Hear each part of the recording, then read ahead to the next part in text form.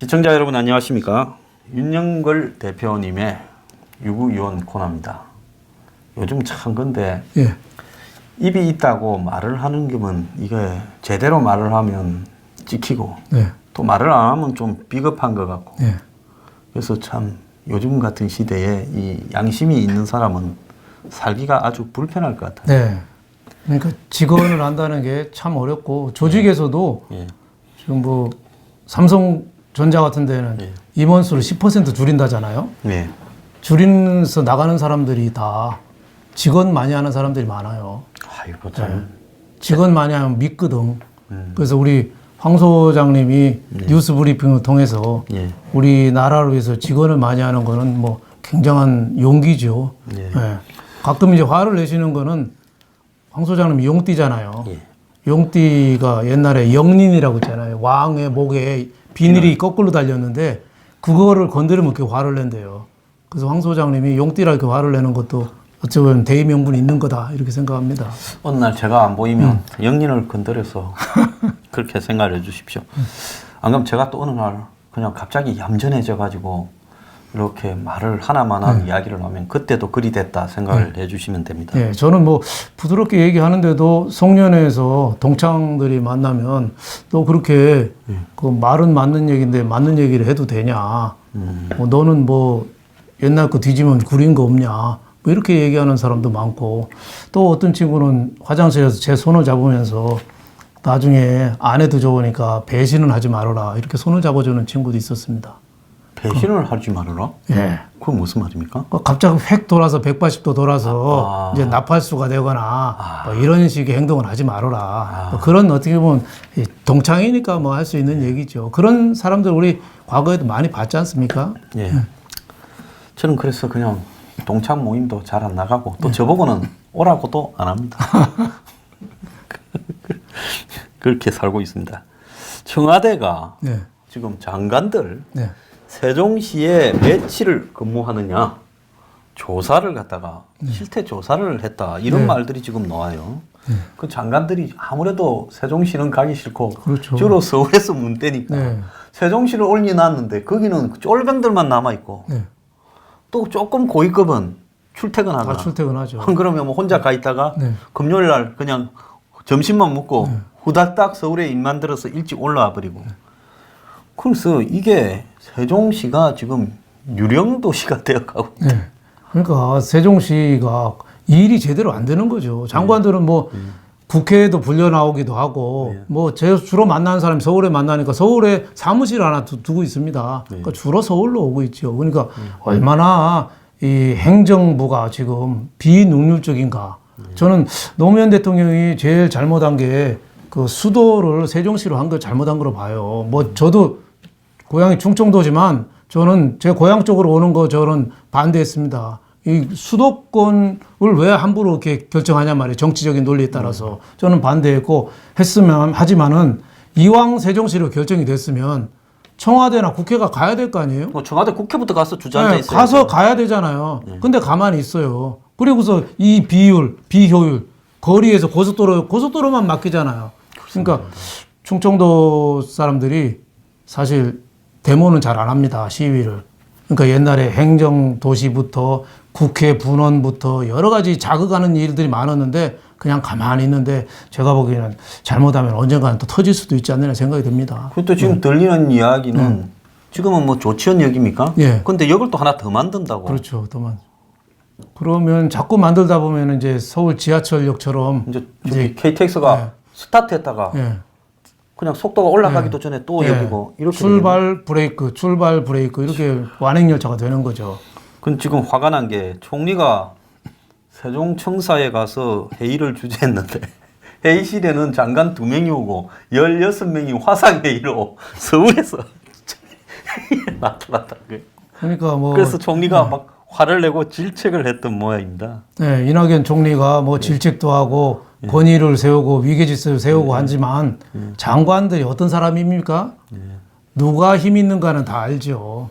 예, 장관이니까 인사도 하고 예의는 가르쳐 줬지만 총리니까 서열로 따지면은 제가 보기에는 옛날에 왜 그 정윤회 문건에 뭐 국가 권력순위 1, 2, 3위 이렇게 돼 있는데 총리 권력순위가 몇이나 될까요?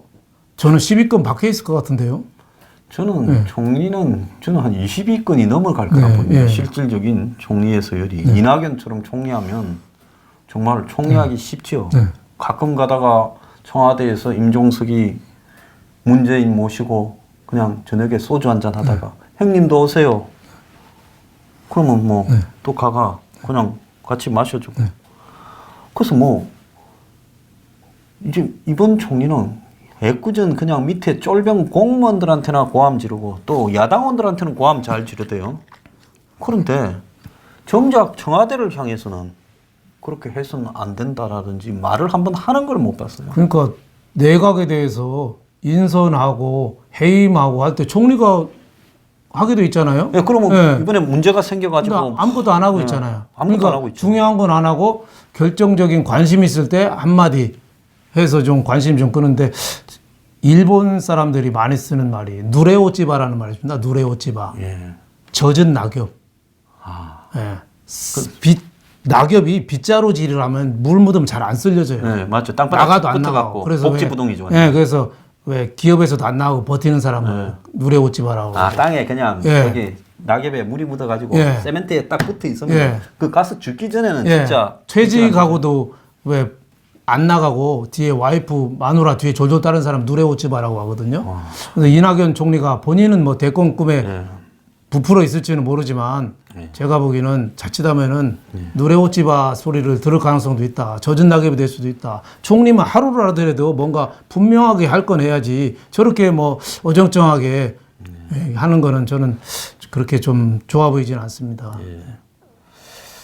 자, 그런데 지금 이 경제 부분에는 김수현이 완전히 뭐 실세인데 정책실장이 되기 전에 장하성이가 정책실장을 할 때도 김수현이 파워가 대단했다고 지금 그렇게 알려져서 그렇죠. 욕은 장하성이 다 먹고 가는데 최저임금이나 주 52시간 실제 이걸 전체적으로 기한을 하고 밀어붙인 사람은 이게 김수현이다. 지금 그런 이야기가 나오고 있어요. 김수현이라는 분이 과거 노무현 정부 때부터도 청와대 비서관 하면서 그때도 부동산 정책 뭐 이런 거 해가지고 부동산을 좀 상당히 우리나라 굉장히 망친 그 죄가가 있거든요. 그런데 새 정부 와서 문재인 정권 와서도 사실상은 지금 다 탈원전부터 뭐 태양에너지 지금 부동산 정책 모든 걸 다 주도했어요. 주도했는데 책임에서는 좀 빠지고 있는 거죠. 근데 이번에 경제가 나쁘니까 장하성 정책실장하고 김동연 경제부총리를 바꿨잖아요. 바꾼 게 아니에요. 바꿨으면 정책이 바뀌어야 되는데 오히려 김수현 정책실장한테 힘을 몰아주고 밑에 홍남기 경제부총리는 그 국회에서 얘기했잖아요. 경기 언제 좋아질 것 같냐니까 내년 하반기쯤 돼야 좋아질 것 같다. 그래서 저분이 내년 1년 이상 할 생각이 있구나. 저는 그런 생각하는 거죠. 장하성 실장 같은 경우는 내년 초에 보자, 연말까지 보자 했는데 내년 하반기에 보자고 했으니까 그럴 정도로 다 좀 무력하고 눈치 보는 사람들이죠. 그러다 보니까 김수현 정책실장이 사실상 모든 거는 주도하는데 이분이 이 사람이 부드럽고 굉장히 예의 바르다고 그래요. 그래서 사람들이 깜빡 쏟구나. 그런데 생각 자체는 굉장히 그 완고하고 또 사회 전체를 부자와 가난한 자, 재벌과 서민, 강남과 뭐 지방 사람 이렇게 자꾸 양극화, 대립적인 관계로 보면서 부동산은 끝났다라고 책을 쓴 거를 그 책을 제가 읽어봤더니 부동산을 끝났다라는 책은 부동산에 대해서도 아는 건 많은데 그게 적의가 있어요. 적의. 가진 사람한테 대한 증오심. 그거를 깔고 정책이 나오니까 올바른 정책이 안 나오는 거죠. 구밀 볶음이네. 입에는 그 밀 그러니까 꿀을 이렇게 담은 듯하고 속에는 칼을 들고 있는 사람이에요. 그분이 옛날에 빈민운동 하던 사람이거든요. 그럼 빈민운동이면은 이 사회적으로 안전망 차원에서 자유시장 경제를 발전시키고 도태된 사람을 도와주는 빈민구제를 해야 되는데 김수현 정책실장의 빈민구제 생각은 있는 사람 때문에 어려운 사람이 났으니까 부익부 때문에 빈익빈이 났으니까 부익부를 뺏어야겠다 이런 생각을 하는 거죠. 그 생각을 그렇게 뺐다가게 하는지 모르겠어요. 네, 그 생각이 이제 대통령까지 이제 반영이 되니까 이 사람이 네. 지금 왜 실세인가라고 하면 올해 9월달에 장하성이가 JTBC의 뉴스룸에 나가가 네. 나도 최저임금의 인상폭에 깜짝 놀랐다라고 유체이탈 합법 이야기하는 거 들으셨죠? 네, 들었습니다. 그래서 사람들이 저게 쥐가 해놓고 저 자다가 남 다리 끌렁 소리를 하나. 자다가 봉창 두드린다고 합니다. 봉창도 두드리고 남 다리 끌렁 소리라고도 하는데. 예, 어쨌거나 봉창을 두드리거나 남 다리 끌렁 소리를 했는데 그런데 장하성이가 그렇게 말을 한 원인이 김수현이가 실제 다 해서 이 장하성은 한마디로 최저임금에 대해서 실무적으로 그 인상폭에 관여하지도 못했고 나중에 듣고 자기도 놀랐다는 이야기를 TV에 나가서 그렇죠. 슬쩍 했다는. 인상률도 몰랐다고 또 얘기했습니다. 예. 그러면 우리가 여태까지 욕은 장하성 보고 다 했는데 그 뒤에 김수현이가 사회수석을 했죠. 그렇죠. 예, 하면서 사회수석이라는 걸 맡고 있으면서 실제로는 다 움직이다가 이제 장하성이가 그 화살 다 맞고 집에 가니까 이제 김수현이가 청와대 정책실장이 됐어요. 그래서 지금 이 정권이 끌어가는 딱 포맷이 중간에 임종석이 있고 경제는 이념으로 똘똘 뭉친 김수현이가 정책실장을 하고 또 조국은 칼을 다 휘두르면서 부패 척결을 빌미로 미운 놈들 다 집어넣고 조지고 하는데 서울대 이 대학원 교수, 로스쿨 교수를 한 사람이 이런 식으로 정치판에 한쪽에 서서 과거에는 한쪽에 서서 SNS에 그리 글을 올려대더만 이제는 또 정권의 한마디로 칼제비가 돼서 제가 방금 동물을 이야기할 뻔했습니다. 한자짜리.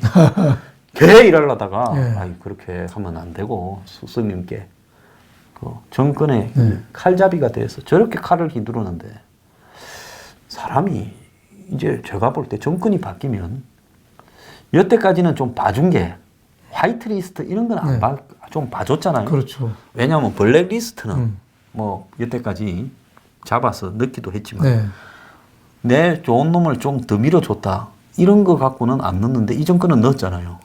그러면 조국의 블랙리스트와 화이트리스트를 조국이 그만두고 집에 가고 난 뒤에 누군가가 뒤지기 시작하면 감당이 안 될 건데. 뭐 그럴 수도 있겠죠. 그러니까 이제는 집에 못 가고 이 정권 추락할 때까지 그냥 앉아서 있어야 되는 거예요. 그러니까 뭐 얘기했잖아요.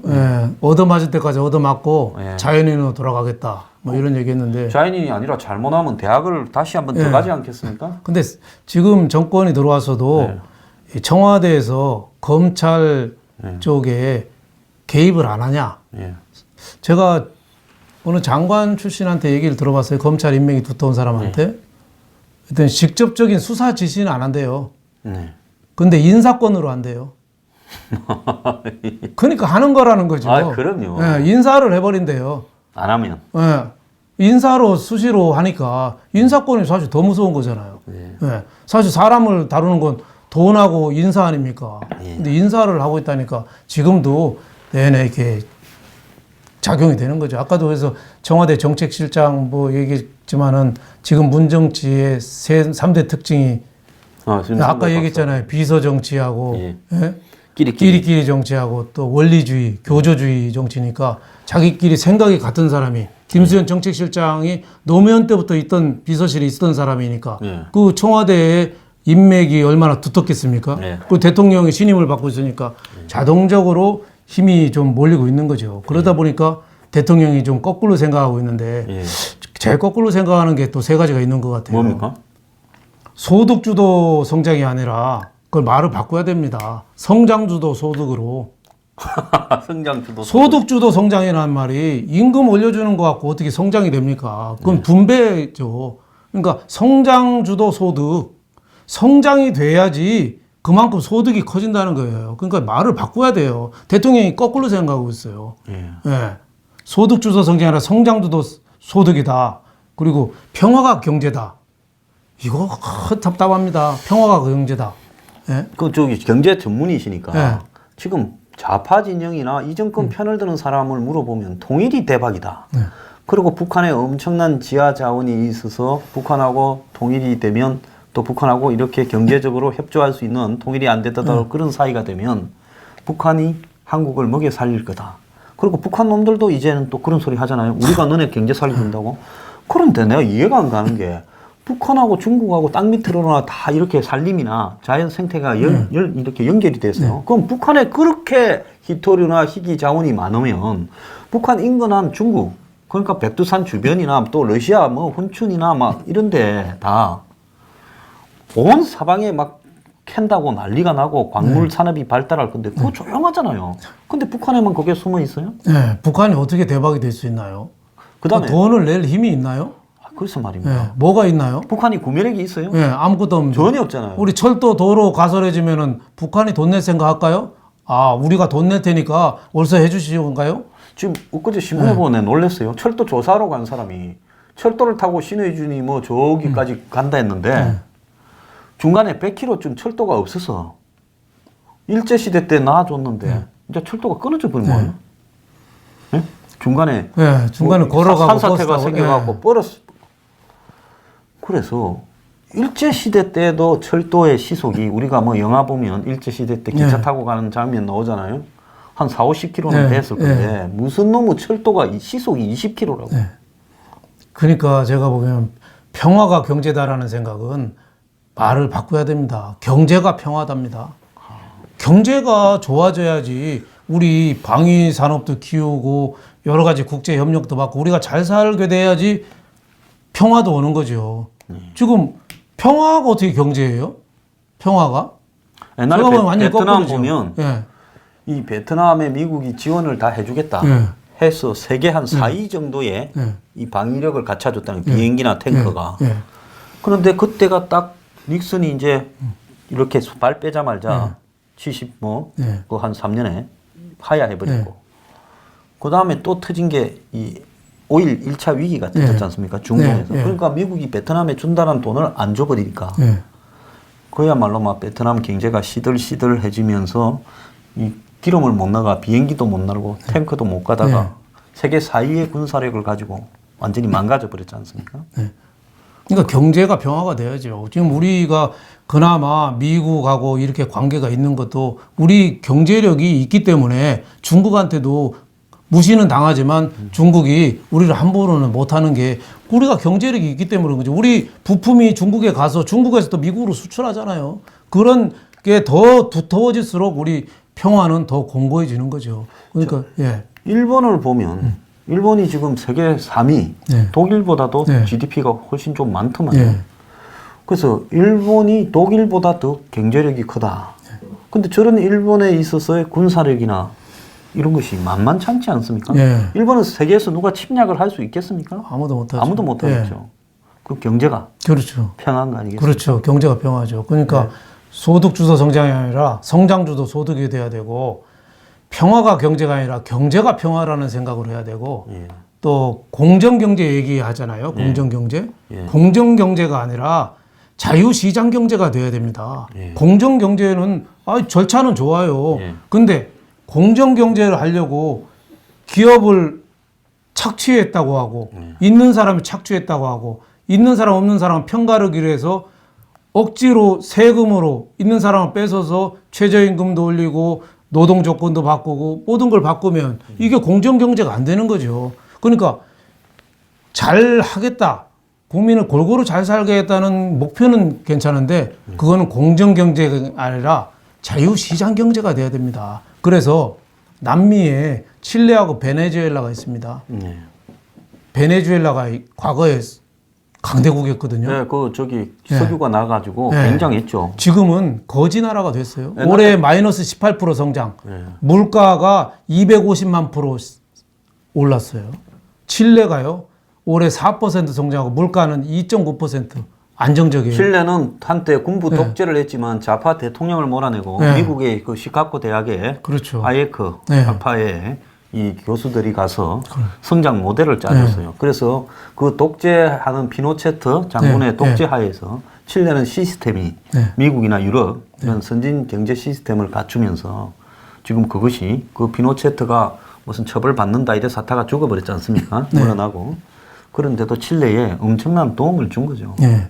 그러니까 칠레가 이렇게 성장한 거는 자유시장 경쟁을 한 거죠. 우리 FTA도 제 얘기를 했듯이 우리나라 칠레 와인 뭐 옛날에 와인 이름 아는 거 없으면 몬테살파부터 얘기했잖아요. 그럴 정도로 우리가 칠레 포도부터 많이 먹고 있는데 칠레가 자유시장 경제로 성장했고 베네수엘라는 공정한 거 따지고 소득주도 뭐 이렇게 해서 임금 나눠주고 공무원 늘리고 지금 우리 문재인 정부랑 하는 게 별 차이가 없을 정도로 하다가 저렇게까지 된 거예요. 옛날에 보면 베네수엘라가 미스 유니버스를 제일 많이 만드는 나라다. 그렇죠. 그래서 그 나라 여자들이 다 이쁘고 미스 유니버스 학원들이 있다. 그렇죠. 미인대 학원.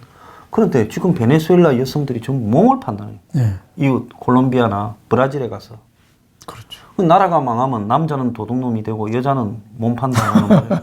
베네수엘라가 증명을 시켜주고. 네. 그 한때 우리나라 공중파 TV에서 베네수엘라를 배우라고 특집도 많이 했습니다. 차베스, KBS가 차베스 다큐를 갖다가 막 방송을 해댔죠. 참 하여튼 참.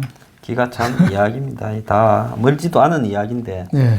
자, 엊그제 보면 문 대통령 아들 문준용이 할 말은 많지만 참는다라고 또 이야기를 했어요. 네. 그래서 내가 참 그 친구도 참 할 말은 많지만 참으려면 너지를 말지. 네. 왜 나와가지고 가만히 지금 사람들이 지켜보고 있지만은 모든 진실은 권력의 힘이 빠져야 진실이 규명되지 않습니까? 그렇죠. 권력의 힘이 있을 때 진실이 진실이라고 규명이 됩니까? 그렇죠. 그러니까 지금 이재명 수사가 이재명으로 봐서는 굉장히 중요한 어떻게 보면은 이 황금 어장일 수도 있어요. 그래서 말입니다. 네. 왜냐하면 해경군 김씨 트위터가 지금은 트위터 주인이 누구냐 이 문제를 따지는데 이거를 더 수사를 하면은 그 문준용 특혜 취업에 대해서 트위터한 게 39건이거든요. 그 굉장히 많이 했잖아요. 네. 39건이 그러면 그 트위터를 해경군 김씨가 했다 치자. 그러면 그 트위터를 통해서 문준용 특혜 취업 얘기를 올린 게 진짜냐 거짓이냐를 재판해야 됩니다. 재판해야죠. 그렇죠. 재판해야 돼요. 명예훼손이나 허위사실 그러면 핵심은 그거죠. 당사자가 재판장에 나와야 되잖아요. 네. 문준용 현직 대통령 아들이 나와야 돼요. 그리고 이재명 그 부인, 네, 이재명 김혜경. 부인 네. 그리고 또 이재명 지사가 옛날에 근무할 때 밑에 근무하던 사람이 또 그 문준용 취업한 뭐 근로복지공단가 또 근무했다는 거 아니에요? 근로복지공단. 네. 그러니까 고용복지공단. 네, 고용복. 그러니까 이재명으로서는 어떻게 보면은 뭐 검사 사칭한 거라든지 김무선 영화배우 문제라든지 뭐 조폭 뭐 이런 거보다 이거 해경군 김씨 트위터 이 수사 계속 해주기 바랄 수도 있을 거예요. 그러니까 우리나라 검찰도 웃기는 게 처음부터 이게 트위터에 올린 게 진짜냐 거짓말이냐부터 수사를 해야 되는데 그거는 싹 빼놓고 해경군 김씨가 김혜경 씨가 맞냐 이재명 부인이 어떻게 보면 수사가 좀 거꾸로 된 거죠. 거꾸로 가는 이야기죠. 예. 그러니까 이게 기소를 할지 이제 기소가 이제 며칠 안 남았거든요. 예. 검찰이 과연 문준용 씨 관련 수사가 재판이 될 수도 있는데 할지 그 아주 관전평 중에 관심 있는 관전평이 나올 수 있을 것 같습니다. 자, 그 김정은이가 이제 한국에 온다 뭐 안 온다 난리인데 지금 뭐 호텔을 비워놨다고 그 일을 뭐 심지어 김정은의 은이 해가지고 은이 굿즈 그러니까 김정은이 상품 네. 뭐 EBS에서 김정은이 뭐 인형 조립 이걸 뭐 팔라고 만들었다. 위인이다라고 하고 이제 국보법이 의미가 없어졌어요. 그래가지고 무슨 백두칭송 환영위원회니부터 시작해서 아무리 김정은이가 한국에 온다고 이렇게 현행법에 고무찬양을 못하게 된 핵심적인 대상에 대해서 이 국영방송사가 그 김정은이 애들 EBS가 교육방송인데 김정은이를 이렇게 귀엽게 만드는 인형 같은 거를 뭡니까? 네. 은이 굳혀라 해가지고 팔지를 안 하나. 그다음에 자, 이 위인이다. 이쯤 되면 이게 나라 꼬라지가 망조가 들어도 한참 망조가 들었고 네.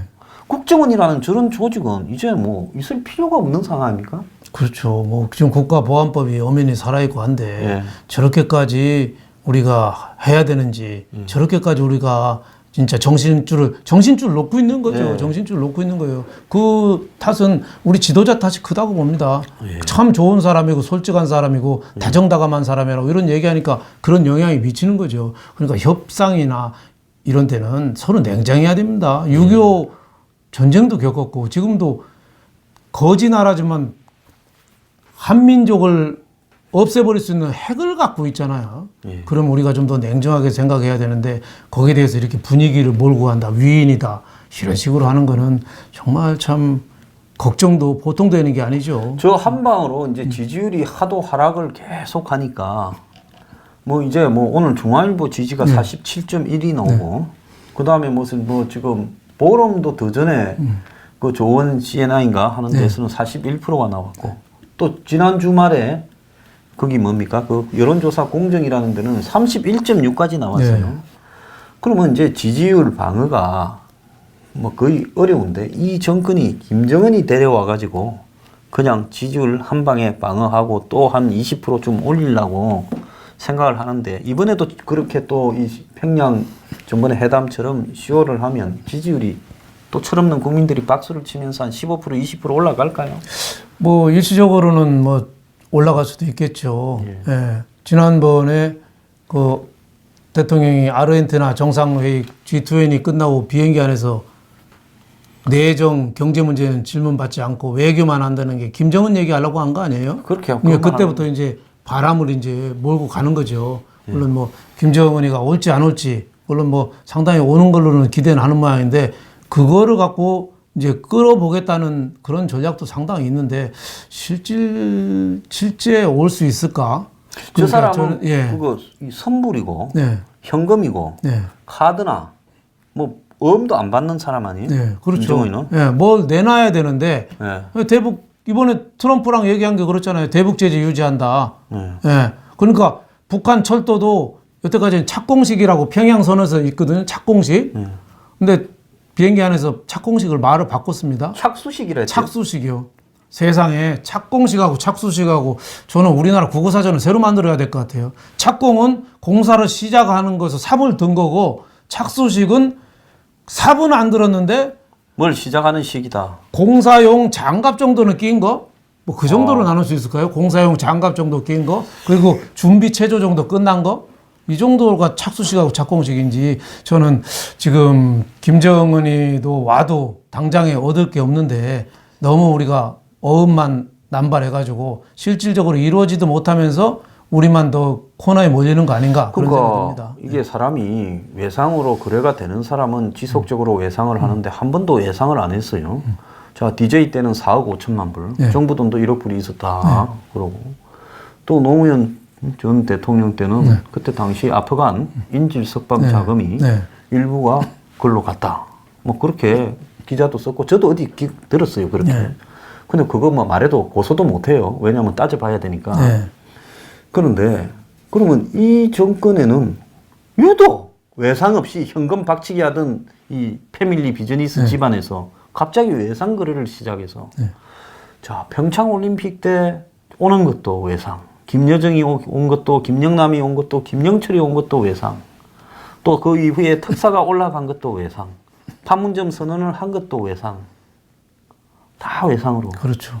그리고 6월 12일 날 싱가포르 선언을 해서 미북 정상회담을 해서 그리고 6월 13일 날 한국의 지방자치제 선거와 보궐선거를 원사이드하게 끝내버린 것도 외상. 그리고 지금 9월 달에 이 평양 회담도 외상. 그리고 이번 서울 답방도 외상. 그러면 김정은이가 가지고 있는 요 외상 수첩. 우리 옛날에 보면 자주 다니는 밥집에 보면 우리 다닐 때는 이렇게 수첩이 집마다 한 개씩 있었잖아요. 그거 문방구 가면 어디 그 작은 거 있는지 모르겠어. 거기에 이제 기록하지 않습니까? 며칠. 그렇게 식사 해본 적 없습니까? 옛날에 많이 했죠. 네. 그래갖고 쭉 달아놓고 이제 월급 나오면 예. 이제 갖다 주지 않습니까? 갖고. 예. 예. 그랬는데 그때 식당에 밥집에 백반집에 외상 수습처럼 김정은이가 지금 외상을 적어놓은 게 이 장이 바뀌니. 예.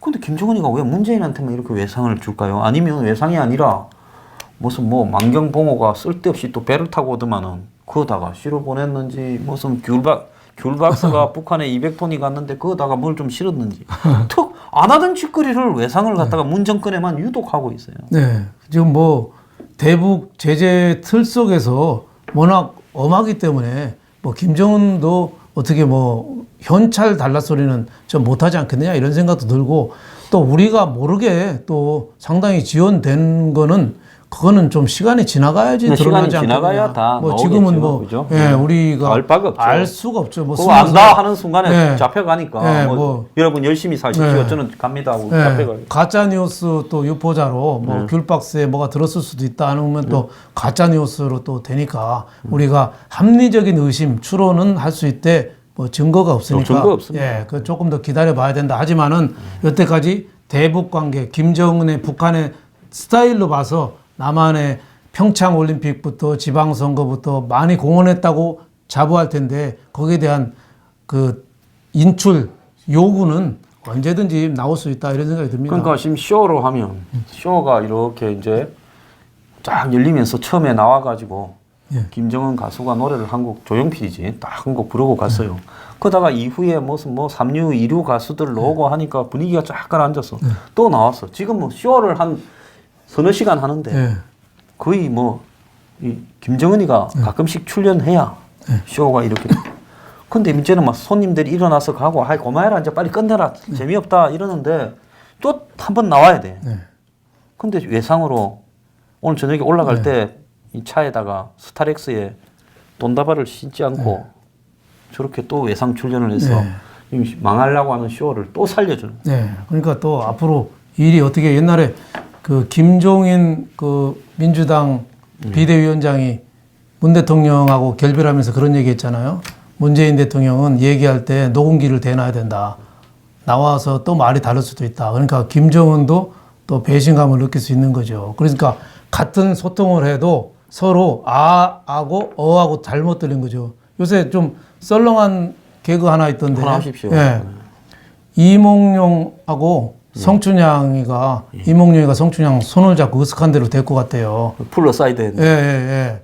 근데 이제 춘향이가 창피해요 그랬대요. 창피해요. 네. 예. 근데 창이 날라와서 이몽룡이가 창에 맞아 죽었대요. 창피해요. 창피해요를 네. 창피해요로 들었다는 거예요. 아, 전부 듣고 예. 싶은 대로. 그래서 이몽룡이가 죽었다는 얘기까지 있거든요. 예. 그러니까 자기가 사람의 한계가 그렇잖아요. 듣고 싶은 것만 듣는 거예요. 보고 싶은 것만 보고 생각하고 싶은 것만 생각하고 그게 우리 정권의 한계가 아닌가. 그거를 빨리 떨쳐야지 더 큰 세상을 좀 볼 수 있는데 자기 패거리 여기서 벗어나지 못하는 게 굉장히 아쉬운 거죠. 그 맨날 가짜 뉴스라고 두들겨 잡아야 된다고 쫄보이나 그 밑에 아부꾼들 시켜서 조지지 말고 뉴스 브리핑만 열심히 듣고 반성하고 회개하고 이러면 그래도 정권이 조금은 더 갈 건데 근데 막 이 저놈들은 입만 열면 정권 씹는다고 그냥 그렇죠. 저 측근들이요. 기업에서도 저도 있어 보니까 회장이나 높은 사람들을 제일 마음에 들게 일을 해결하는 방법이 우리 라이벌 회사나 기업이나 사람이 우리를 지금 죽이려고 합니다. 죽이려고 음모를 퍼뜨리고 있어서 이런 준비를 하고 있습니다. 저걸 빨리 뿌리부터 뽑아야 됩니다. 이렇게 하거든요. 그러면은 회장이 그래 그놈들 이렇게 하거든요. 그 이제 똑같은 거예요. 그 가짜 뉴스 저놈들이 음모로 지금 정권을 흔들려고 한다. 그러니까 조국 수석도 저 감찰반 저렇게 사고를 쳐도 내가 왜 흔들리는데 나가냐 뭐 이런 얘기가 나오는 거죠. 아, 그렇구나. 네. 예, 참 세상 다 지나고 나면 또 다 나옵니다. 그래서 이제 대학도 신설하고 또 좀 모자랄 것 같아요. 대학교를 좀 더 지어야 다 수용이 가능할 것 같아요. 정원에. 네. 이제 제일 그런 얘기 있죠. 괴물을 미워하다가 괴물을 닮아간다고. 예. 그래서 다들 그때 되면 이제 또 온갖 일들을 또 여러분들이 다 보면서 아 그때 이랬구나 하면서 한 1년을 재밌게 보내게 될 겁니다. 그걸 모르고 또 저렇게 지금은 참지만은 지금 참으면 나중에 말할 기회 없어요. 할 말 있으면 지금 해라고. 문준용 씨. 예. 자, 오늘 끝내겠습니다. 아, 예. 감사합니다. 자, 주말 잘 보내십시오. 예.